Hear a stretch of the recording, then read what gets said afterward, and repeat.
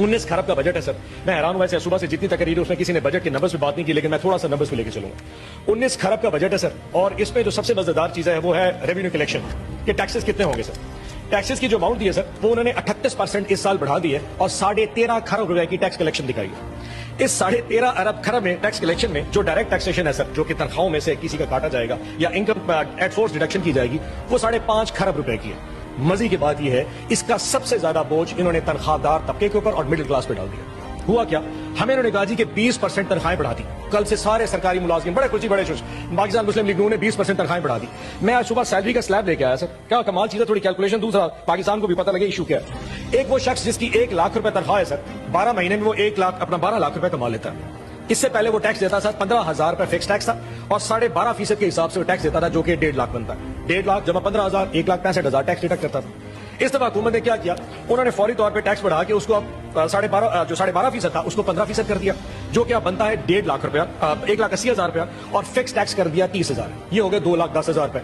सो इससे पिछले साल में वो टैक्स देता था 1,65,000, अब टैक्स देगा 2,10,000। फर्क आ गया सर 45,000 का। इन्होंने कहा जी हमने 20% तनख्वाहें बढ़ा दी। 20% तनख्वाहें बेसिक पे बढ़ती है। जिसकी 1 लाख तनख्वाह होती है उसकी बेसिक पे 30,000 से 35,000 रुपए होती है। उस 30 या 35,000 के ऊपर जो 20% है वो पूरे साल की जो बनता है सर, मैंने हिसाब लगाया, वो बनता है 48,000 रुपया।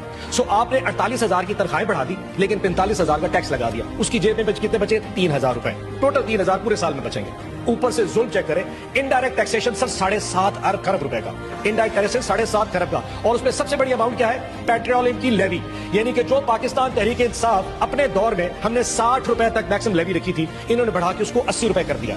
80 रुपए से क्या होगा, हमने सर 60 रुपए जो रखी थी, हम 35 रुपए से ऊपर कभी भी नहीं गए। इन्होंने 60 को 80 रुपए कर दिया है। इसका मतलब यह है कि अवाम अब 20 रुपए इस पूरे साल में पेट्रोल की कीमत बढ़ेगी। वो जो 3,000 रुपए एक तनख्वाहदार तबका इस टैक्स में से 20% तनख्वाह के बचा रहा था, जब 20 रुपए लीटर पेट्रोल बढ़ेगा तो वो और पूरे खानदान के ऊपर जो असर आना है पूरे महीने पूरे साल का, वो 40 से 50,000 रुपए आएगा। बचेगा उसके पास 40,000 और इस हुकूमत के पास चला जाएगा। सो मैं ये बता दूं पूरे अवाम को भी और इस हुकूमत को भी कि आपके 20% जो आपने इजाफा दिया है उसकी वजह से मिडिल क्लास पूरी दब चुकी है, क्योंकि आपने जो टैक्स स्लैब बढ़ाए वो बेचारा दब गया। और ये सिर्फ और सिर्फ सरकारी मुलाजमीन के लिए है।